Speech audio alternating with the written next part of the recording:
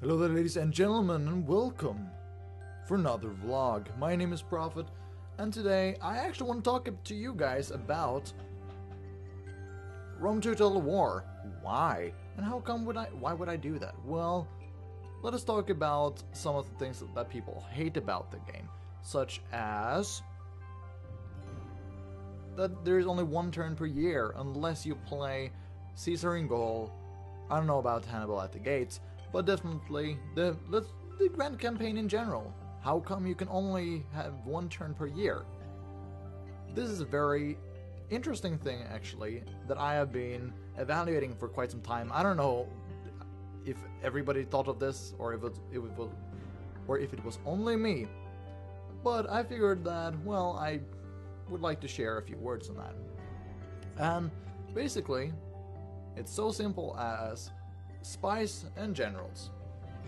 Because if the most popular mod on the workshop for overhaul mods, at least, I don't know if it was every mod, was, let's see, what was the name of that?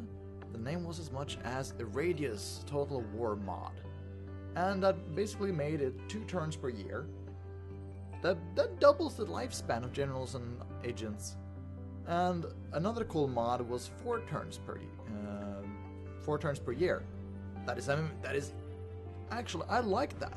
I really like that. But then again, these kind of little annoying things pop up.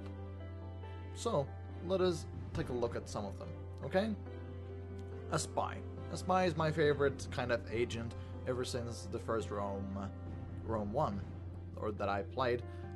And why? What is it that they can do which is really cool? Well, basically, they can assassinate, they can infiltrate, gather intelligence, open gates, I'm pretty sure that they can, destroy buildings. Here comes the interesting ones. Mass poisoning, or poison provisions, poison garrison, and so forth. And incite unrest. Those are the two most important ones, because assassination, like, that doesn't really matter anymore. I don't know why, but if my enemy have a super great general, I'm not that afraid. I honestly do not care that much, really. It's not of my interest, really. I don't care. But let's start out with incite and arrest. At level 1, the first time you actually use it, it gives you approximately 30 minus unrest. If I'm not sure. I'm pretty sure though. A city had 10 happiness, and then I bumped it down to minus 20. So I think that is pretty much it. Pretty much minus 30 happiness, right? Then for each of the upgrades for that, it's minus 20 extra. That means that you can get 60 from upgrading incite and unrest, plus the 20/30 remaining ones. Why? That's 80 to 90 on happiness for 1 turn. How much does that cost? Like, even if you bump up the cost to something like 1.2k, it's still fucking worth it, because, like, as the game progresses, I mean, you'll have enough cash. I usually play around, for my Let's Plays, I always have cash. I am always bank, right? I just sit there and, like, cash money, right? Which is cool, but what's up with that unhappiness? That seems really weird. Again, revolts doesn't seem to do much, because if you have, like, multiple times a garrison is more than enough if the city is upgraded. But yeah, other times you actually need a bit of army, but it doesn't really matter. Later on you can get more armies, so it's cool. But I understand it in large empires that can be really devastating. If you just have like 1 or 2 agents who just run around and fuck up everything. God damn it.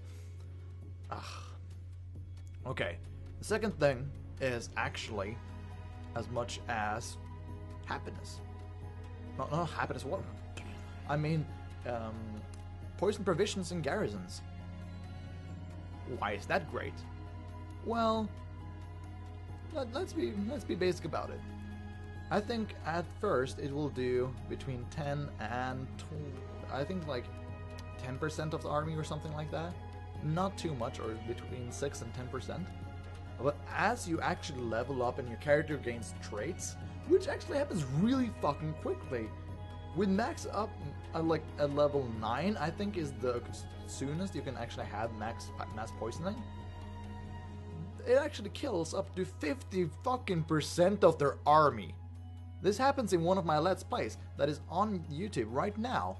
So, like, if you don't take my word for it, just check with my Let's Play, because that is amazing. They come with approximately 2k army. I sit there with like 800 to 1k, and just like, oh shit, whoa, whoa, whoa, what is that?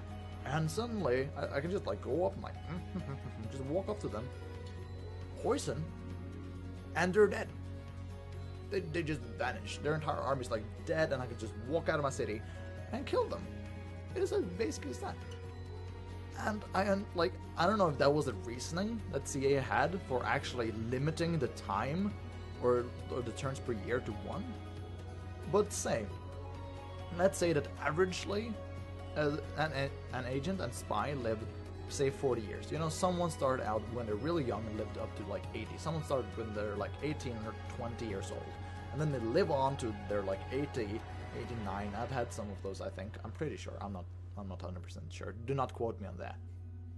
And then you have those who just like live 20 years, right? So let's say 40 years, right? Let's just say that as an average. Okay, so 40 times 2, 80. 40 times 4, then we're going bouncing up to 160 turns that you will have. And yeah, let us be real quick and just say that, you know, 20 to 25 turns is like, I think that's about how quick you can get a level 10 or level 9 agent. That means that you'll have fucking many turns with an insane agent who will just run around everywhere and kill everything for you. One agent have simply won me a war, like multiple wars. I were playing as Knossos through mods, and the way that I captured the mainland was just like walking up with my spy, poisoning it, like poisoning the army twice, poisoning the city twice, go in with my army, take the city, and lose like a few hundred people. And that was it. It's as so simple as that. And I don't know, that is not... I mean, it's good that if that is the case for the years per turn, it's good that they kind of restricted it and understood that this might be a problem. But again, why design something as game-breaking as that? I literally... Okay, so I were playing with a few friends on a LAN that we had not too long ago. And you know what happened? We were like, okay, you know, I'll face you in a multiplayer campaign and we can see who has the tactical geniosity here. I was like, well, here is my spy. And he was like, he's doing all the normal stuff, you know, leveling up his general, like, beefy, you know, armies. And I just came around with, like, my spy and was like, oh, well, your five city, like, little group of... Yeah, he was 5 cities. But it's pretty decent early on. And if you're playing like small factions, it's pretty good, I had one city, not the capital even. And I just sat there like, and I could walk up with one army and just defeat him because his armies were just getting destroyed by my agent.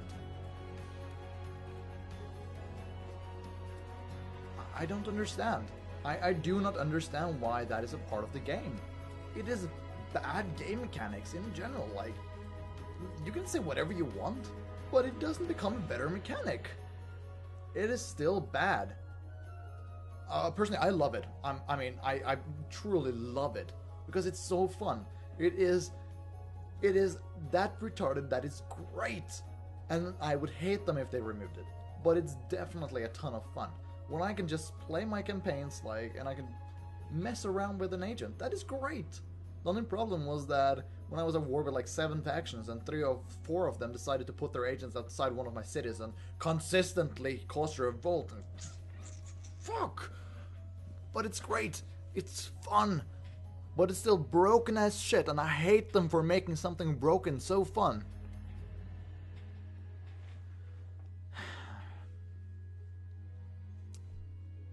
I don't know what to say.